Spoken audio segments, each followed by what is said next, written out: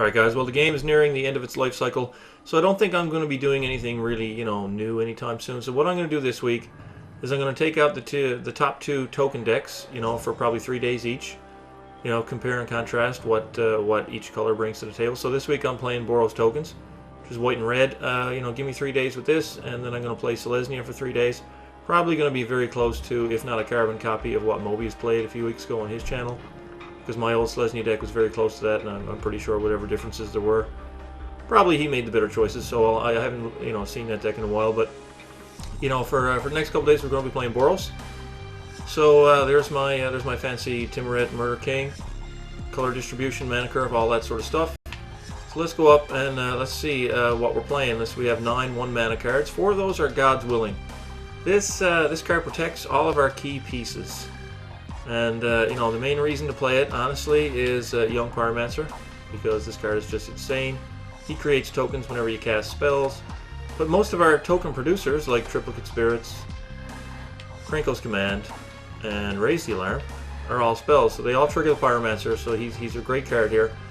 Obviously, you wouldn't play this in green-white because you don't have the Pyromancer, but here where you want to max out on your spells and protect your dudes, this is a great card, and since we don't really have much card draw, Scry 1 is a little bit of card selection. It's really, really good. So, and it just blanks removal on your Mentor, your Brimaz, your Rabblemaster, whatever. So I think it's really good, and we're going to play all 4 of those.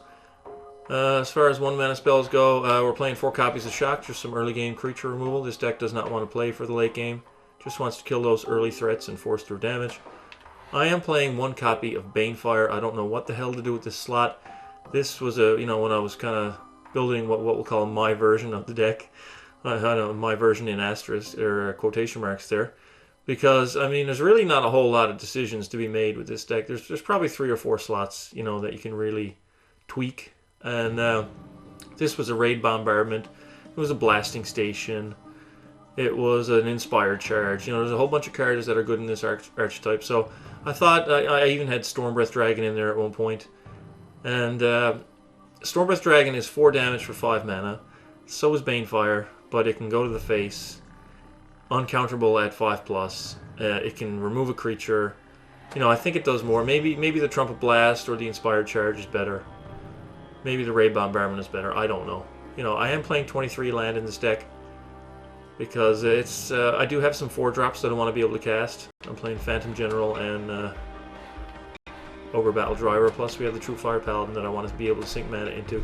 So I think in a 23 land deck, 1 copy of Banefire, just for a bit of reach, it's fine if things go wrong. Could be anything, so let me know what you think about that slot. So those are the 9 1-mana spells. 2 mana, we're playing 4 copies of Raise the Alarm, instant speed, 2 tokens. We're playing a token deck. Obviously that's going to be in there. We're playing Young Pyromancer. Whenever you cast an instant or sorcery, you get a 1/1 red elemental. We have 21 spells.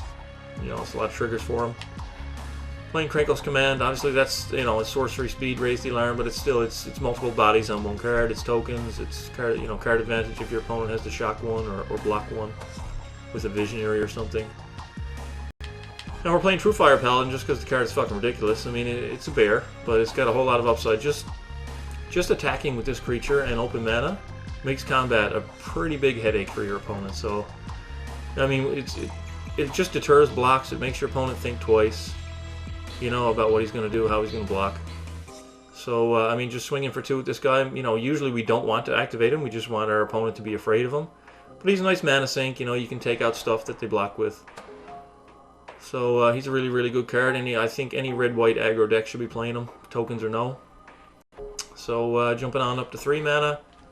Yeah, we got the King himself. I think we all know the power of this card. Not really much to be said. He's really, really strong. Then we got Mentor of the Meek, the deck's real card advantage engine. We've got so many token producers that if we can get this guy to stick, this deck is powerful enough, but if you can start drawing cards every single turn, extra cards, it's just overwhelming and basically unbeatable. So, if you can get a Mentor to stick, you're in pretty good shape. Then we're on to Goblin Rabblemaster, like Brimaz.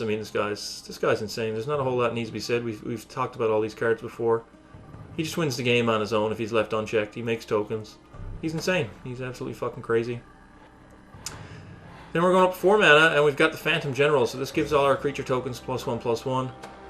You know, Brimaz makes tokens, Rabblemaster makes tokens, Raise the Alarm, Krenko's Command, Triplicate Spirits, Pyromancer. I mean, there's tokens, tokens, tokens. This guy has 3 on the butt. He doesn't die to shock. And in a lot of cases, if you drop him on the board, you can probably just win. Or get so close to winning that your opponent can't recover. So we're going to play all of those guys. Ogre Battle Driver. I mean, this guy's insane. He's a 4-mana 3/3, fine, but we're playing so many things like Raise the Alarm and Krenko's Command, Triplicate Spirits. You know, we have Pyromancer tokens that can attack on the same turn now if you create them. I mean, giving haste to all these token producers is just insane. I mean, you cast a Triplicate Spirits with this guy on the battlefield and you're getting 9 hasted flying power. It's just insane. All right, well, the last card, of course, is probably the best card. Yeah, you know, in this type of deck, you're getting 3 bodies on one card. You can convoke it out; they all fly. Really difficult card to beat. An extremely powerful card. I played limited in M15, and this card was pretty good there too. You know, probably the best common in the set. So I mean, you know, there's not really a whole lot to say. I mean, these are all just extremely powerful cards. You know, I mean, we can talk about whether you think True Fire Paladin should be in a token deck. Maybe Battle Driver and Phantom General are too high up on the curve. Maybe you want to go down and play 21 lands and play some Elite Vanguards, Loyal Pegasus, that sort of thing. You know, but I'm playing a 23 land version. You know, I'm playing the protection here because I mean, if your opponent shoots a removal spell at Brimaz and you counter it with God's Willing, it's pretty hard to lose. Same goes for pretty much any threat. If they try to kill your Pyromancer and you stop them, or your Rabblemaster and you stop them, pretty hard to lose. I mean, it's pretty hard to lose with this deck overall. So yeah, not much to be said in terms of a deck tech. It's pretty, like I said, there's only probably 3 to 5 slots that are maybe, you know, you can play a bit of a lower curve. You know, 21 lands, 22 lands, and be a bit more aggressive, but the core of the deck is still the same. So here I'm playing slightly heavier focus on red. I'm playing all 4 gates because that's just what I do, honestly. And then I've got, since I'm playing 23, I put 1 extra red source because we've only got 1 card that requires double white. I'm not counting Triplicate Spirits because we can tap a white creature for the 2nd white source because that's Convoke lets you do that. But we do have these 2 Ogre Battle Drivers, and we have the activated abilities on True Fire Paladin, so we lean a little bit more towards red, I think, than white. So yeah, that's the deck. Give me 3 days with this, and then we'll do a Selesnya deck tech and compare and contrast and talk about the differences and see how that plays. So alright guys, thanks for watching, and we'll see you for some gameplay now shortly.